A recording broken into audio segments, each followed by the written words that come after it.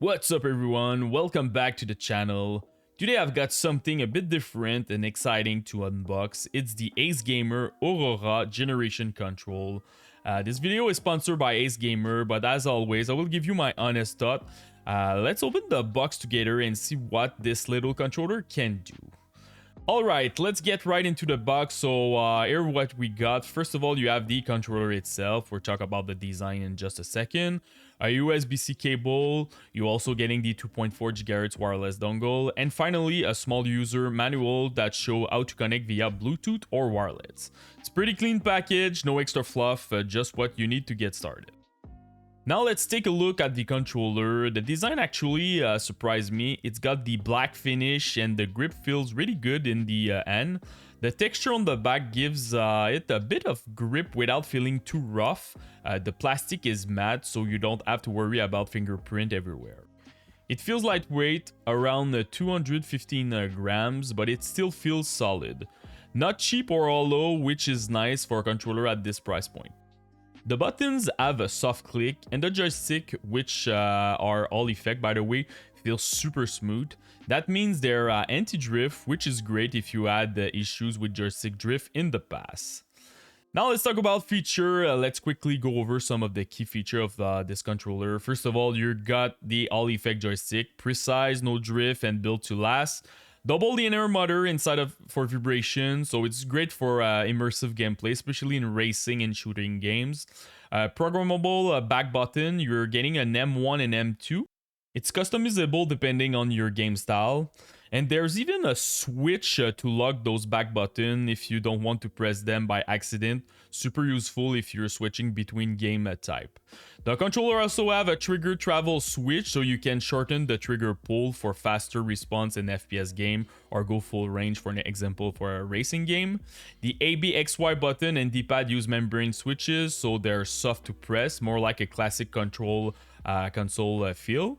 It supports Bluetooth 2.4 GHz wireless and USB-C wire connection, so it works on PC, Switch, Android, iOS, Steam Deck, and even on a Tesla.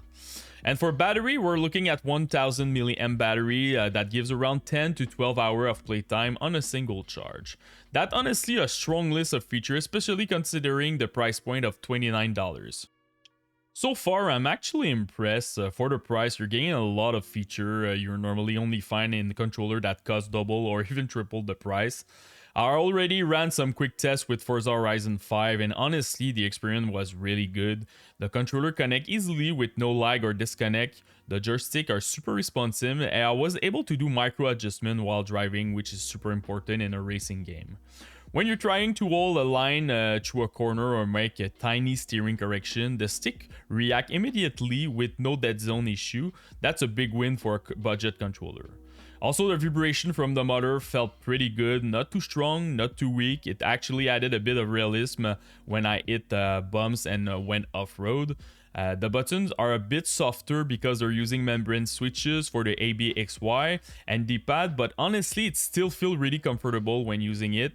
It gives a classic console vibe, which I think a lot of people will appreciate, especially if you're used to Switch controller or older PlayStation controller.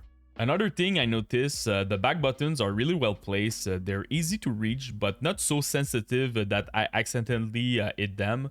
And if you don't want to use them, there's a little switch that locks them out, which is super smart. Between the trigger travel switch, the multiple connection option, and the solid feel in the end, I think this controller could be an hidden gem, especially for the price. But of course, I will keep playing with it and see how it performs over a longer gaming session. So that's about it, guys. That wrap up the unboxing and my first impression of the AceGamer Aurora Generation controller. To be honest, I wasn't expecting much at first because of the low price, but after holding it, testing the buttons, the stick, and actually gaming a bit with it, it's clear this isn't just a cheap controller. AceGamer put real thought in the design, the feature, and the feel in the end. If you're looking for a budget-friendly wireless controller that works across PC, Switch, Android, iOS, and more, and you want all effect sticks without breaking the bank, this could definitely be worth a look. Thanks again to AceGamer for sponsoring today's video. If you enjoyed this video, don't forget to hit the likes button, subscribe if you haven't already, and let me know in the comments if you have any question about the controller or anything else you want me to test. Thanks for watching, see you in the next one. Peace!